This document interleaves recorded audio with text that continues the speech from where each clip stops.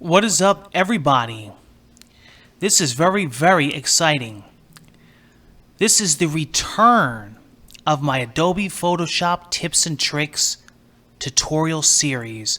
I have not done one of these since episode 30, which came out, I believe, July of 2015.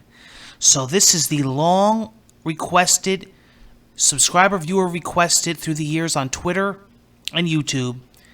Long awaited return of the series. I can't wait to have a new season. I have so much to share.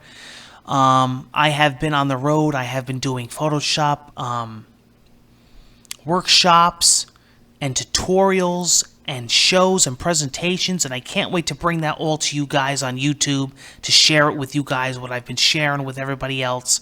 And the reason for my return here is I have a new PC, new computer, with new direct capture screen recording software and a new microphone.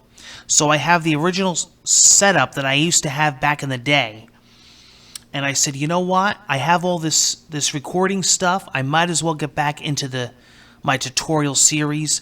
I'm also going to be having other ongoing series shows, including other software type tutorials, a PC software show, an AutoCAD show, an Illustrator show, Microsoft Office. So whatever other kinds of software that you're into, I will be doing tutorials for that stuff as well. Maya, Blender, 3D Studio Max, you name it, I got you covered. Okay? So this will be going forward the way that I do these tutorials. I have tons and tons of episodes planned because I have to catch up. Okay? So now that the intro is out of the way, I figure what better way to come back to the series than a what's new in Photoshop. Because let's be honest, since I've been here since 2015, there has been tons of new versions of Photoshop, and I've been notorious for doing these. And Adobe CC 2019 is out.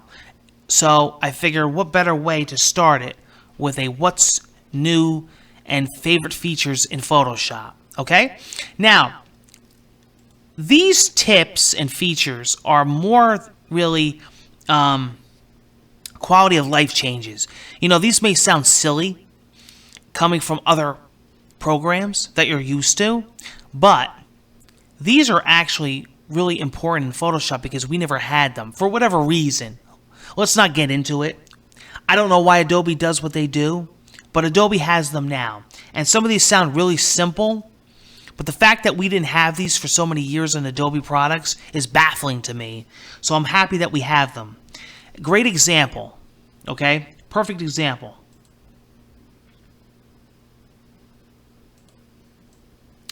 What I'm doing right now is I'm making some lines right now on this blank document with a brush. And the reason why I'm doing this is because Photoshop never had a traditional undo button. I know. Crazy. One of the most powerful programs in the world, they never had a traditional undo option. And basically what Photoshop 2018 and before that would happen is that when you would undo your last action, it would undo it, and then if you undo again, it would redo it. So you kept backpedaling like a treadmill, and you never would get anywhere. With normal programs, what would happen is if you keep undoing, it would keep undoing what you did. And Photoshop doesn't do that. Well, they finally do now. And I'm going to show you by hitting Control-Z. You can also go to the menu button and do it manually. So you undo. Now, normally when I do this, it would come back again. But watch what happens now. Undo. Undo, undo, undo. Now, whether or not this is infinite, I you know, what program really is. But I think that's awesome that Photoshop finally has that. Again, seems simple, but Adobe never really had this. So they finally have it now. So that's awesome. All right. Next favorite feature in Adobe Photoshop CC 2019. Features that I'm loving, that are part of my workflow. And one of them is blend modes. I absolutely love blend modes. And blend modes are really a part of my workflow. Now, this is another one that's like, how could we have not have had this? How did I live without it? And basically, in order to apply a blend mode, you would have to just do that, apply it. Now, you actually have the ability to preview a blend mode, so you don't have to actually apply the blend mode to your image, and you can actually cycle through them, which is really cool because say that you didn't know you wanted a certain blend mode. Now you can actually try them out and say you didn't know, like, oh wow, I didn't know that was a good blend mode for this image. I like that better than the one I was originally going to pick. Now you can actually see them in live action and live mode by testing them. I'm going to show you how you do that. So what I'm going to do now is I'm going to actually duplicate this layer. Okay? I'm going to duplicate the background layer. Then I'm going to get the option for blend mode. And then I'm just going to use the arrow keys. And look at this. I'm cycling through the blend modes. I'm not applying them. I'm just cycling through them. So that's awesome. So say I wanted to do linear burn. I would have normally just went into here and applied linear burn. But now with the way that I could preview them, say I didn't ever try these other ones, and now I'm saying, oh, you know what? I like multiply better, or I like darken better, or I like overlay better. Now I'm actually able to try them in real time as opposed to just going in and picking one and applying it. Again, quality of life changes, things we never had, and now we have them. I think it's great. So let's close this out. We'll go to the next feature, the last feature here. These are for future tutorials, by the way. Giving you a sneak preview. Content-aware fill, another great feature in Photoshop in general that I absolutely love and use in my workflow as a photo image editor, retoucher. But now we have some different options here. So normally what I would do is I would want to get rid of this guy in the baseball field. I would want to edit him out.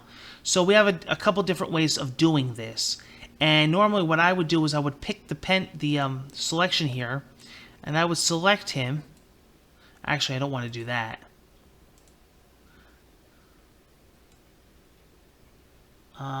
Actually, what I'll do is I'll use the lasso tool to do this.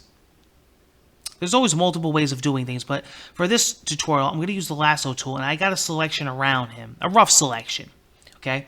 Now, normally what I would do is I would go to Edit, and I would do Fill. And then you would get a dialog box, and you would have a couple options. So, Content Aware would be my main option. But now we have a little bit of a different option here, and a lot better in my opinion, because now we actually get a preview.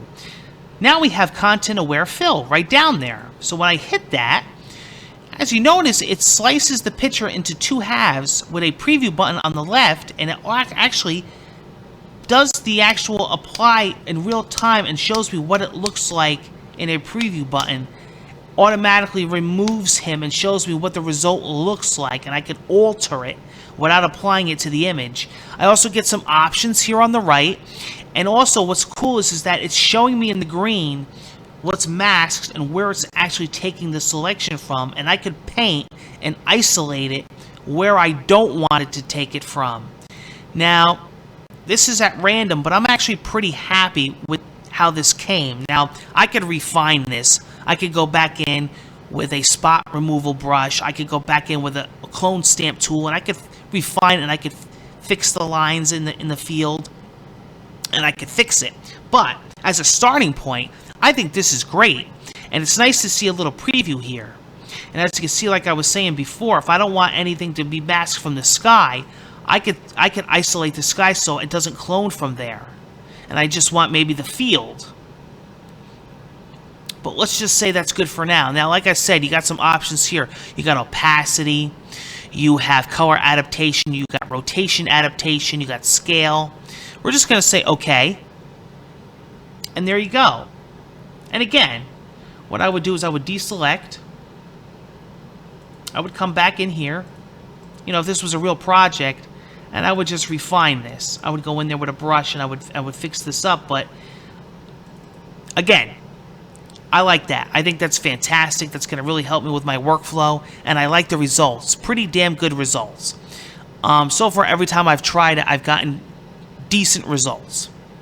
It's not that crazy of an image, but it's smartly taking it from the correct areas. And again, I can mask that green area and really isolate it to where I want the clone to take place.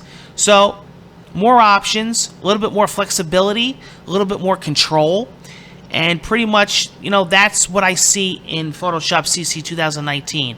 Again, quality of life changes, stuff that we've really needed since the beginning that we never had and we finally have. Adobe is listening, and we're finally getting the features that we've been wanting. That's what I take from this release. And when people say to me, what do you think of 2019? That's pretty much what I have to tell them. I can't wait to start doing some tutorials with you guys and get back into the series. I'm looking forward to it. Take care, everybody. Until the next episode, I'll see you again soon.